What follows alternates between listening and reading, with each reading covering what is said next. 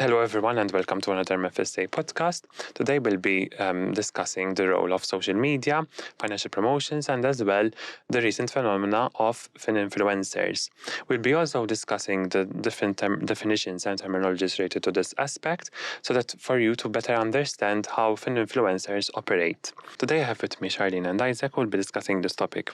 So, social media has become a powerful tool and that a firm can use to leverage on their marketing strategies to reach larger audiences with greater speed and frequency. Without doubt, people have come across any advert or any reel about investing or encouraging them to start trading.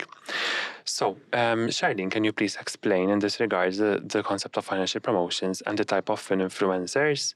So basically, financial promotion is the promotion of a financial product or a financial service. Well, a company that has an investment service license has different types of channels whereby this company can upload its financial promotions, one of which are social media platforms. So today we'll be talking about financial promotions which are uploaded on social media platforms. When it comes to these kind of companies, licensed entities, they have a lot of obligations and rules and regulations they have to follow when they are providing their service. And there are also rules surrounding financial promotion. So if we had to mention one of them, it would be, for example, that within their promotional features, they would need to include a statement saying that the company is licensed by the Malta Financial Services Authority. If we had to move on to influencers, influencers are individuals that have a presence on social media. So basically, they would have a number of followers, right? What happens is that licensed entities would kind of engage these influencers to undertake a financial promotion. Now, when an influencer talks about financial related areas, then that influencer is being called a finfluencer. Right? But what we have to keep in mind is that whilst a licensed entity has various obligations it has to follow, sometimes influencers that talk about financial areas, they wouldn't be approved and authorized by the MFSA. So what happens is they would be providing, for example, investment advice about financial products when they are not authorized to do so. So we have to be careful on that aspect. So, turning on to you, Isaac, can you please provide some examples in this regards on how influencers would operate?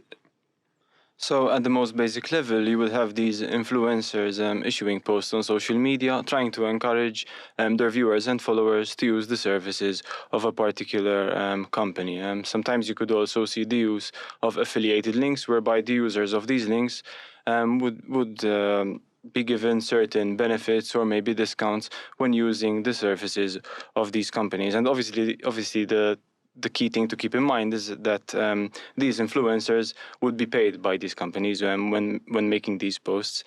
There's also an ongoing trend whereby these influencers would issue posts regarding their investment strategies in order to influence their viewers and followers' investment strategies. And it could involve things like posting a picture of their investment portfolio, showing the profit that they've made by investing in a particular instrument. But more often than not, you wouldn't get any disclosures regarding the risks associated with those instruments and their complexities. And these could be things like contracts for difference, for example. And so at times, these kind of marketing strategies can be deceptive in the sense that they focus too much on the benefits rather than the associated risks and the potential losses which one can incur by investing in these instruments. And you could also see this sometimes with testimonials, whereby you are just shown basically the success stories. Thank you, Isaac, for the explanations provided. One important message that is coming out from this discussion is that people are looking to invest their money and as well make sure that they look for the accurate and unbiased information in this regards to make their financial decisions. However, in the world of social media, where we are constantly coming across information and adverts that are actually could be unclear, unfair, and as well as misleading. Also taking into account that a number of individuals, especially from the younger generations, are turning on social media to obtain financial information, which is very often generally obtained easily because it is accessible on social media. It is for free because it is given by the influencer, whereby the influencer would be stating mostly the benefits, and would be rather be considered to be as tech savvy when considered with older generations. So it is crucial that they are given information that equips them with the right tools to make effective and informed decisions in a timely manner, even when considering their risk appetite. So, Charlene, in this regards, can you please explain as well what are the main concerns and the risks associated with social media platforms? Yes, basically, social media platforms aren't the most ideal and appropriate channel when it comes to the promotion of financial products and services. As Isaac was mentioning, basically, different products can be marketed, and some of them may have features which are considered as complex and risky. And therefore, we have to be very careful about such products. What happens is sometimes influencers, when promoting such products, which are complex or have risky features, if I can, some examples of these products would be, for example, CFDs, Forex, cryptocurrency, structured products. All these would fall under that category. And what happens is sometimes you have seen influencers focusing a lot on the gains, sometimes even inflating the gain element, but not going on to the risk element, not stating the risks associated with such products. So that is something that we have seen when it comes to the promotion of these kind of instruments by Finfluencers. Something to look out for is, and we recommend that individuals that are listening to these kind of promotions, they would access the MFSA website, which is www.mfsa.mt, and on the top right-hand side, there is the word Financial Services Register. You click on that and you type in the name of the company. By doing that, you will understand whether the company is actually licensed and regulated by the Malta Financial Services Authority. So it is something that individuals should be looking at, and to make sure that the companies that are being promoted are actually approved by the MFSA. Also, we have seen that when influencers are speaking about such products, they are making these products look like they are very easily accessible, easily tradable. They do not have complex features, nothing. They're very, very plain, and sometimes it's not the case. So that compares with the information that would have been given by a licensed entity that is approved, and such entity is obliged by the rules and regulations to give you the actual facts about the product. So we have to see that there is kind of a comparison between both scenarios, when it is a promotion done by an influencer, or else when the service is being provided by the actual licensed entity.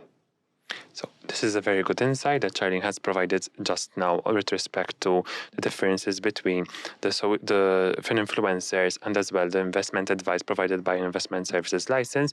However, we must also point out that the European Securities Markets Authority, ESMA in short, which is a competent authority at an EU level, also focuses on the supervision of investment management sector, has taken the initiative to raise further awareness on the notion of investment recommendation in this regards, which emanates from the regulation of the market abuse regulation.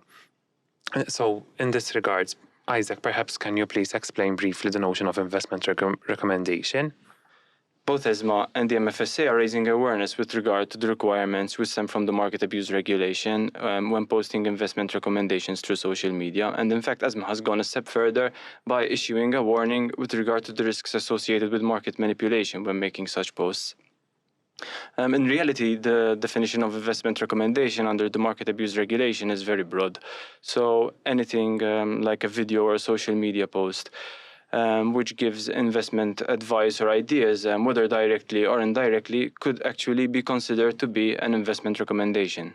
Really and truly, anyone can produce an investment recommendation, even if someone is using non-technical language and using it for educational purposes. However, there's the difference between the professional and non-professional individuals providing investment recommendations. So, Charlene, can you please explain the basic difference between a professional and non-professional individual providing investment recommendation? Yes, so basically a professional would be someone that is associated with a licensed entity, an entity that has a license. So that could be an investment analyst, an investment advisor, someone that their day-to-day business is related to finance, basically. But when it comes to someone who is non-professional, that would be a person who basically is portraying himself or herself as knowing the subject and as working in the line of business of finance, when in reality it wouldn't be the case. Thank you, Charlene, for that insight. So, Isaac, can you please provide us with a practical example of a typical indirect investment recommendation and how it would look like? So an indirect investment recommendation could be something like, today at market open, I'm going to buy shares of ABC, whose price has fallen quite significantly over the past few days. To diversify, I'm also going to buy shares of XYZ because after some analysis, I think that this share has quite a lot of potential. So in this case, I've made a direct reference to financial instruments, and I've also given my opinion about the present and future value of these instruments. So in reality, when looking at these posts, consumers need to pay a lot of attention because the people making these posts could have ulterior motives. In reality, they may be making these social media posts to benefit themselves. And also, care must be given by the people who are actually making these posts, because people not abiding with the requirements laid down by the market abuse regulation could face very serious consequences. In fact, the fine applicable to natural persons could be as high as 500,000 euros. Thank you, Isaac, for providing an example with respect to investment recommendations.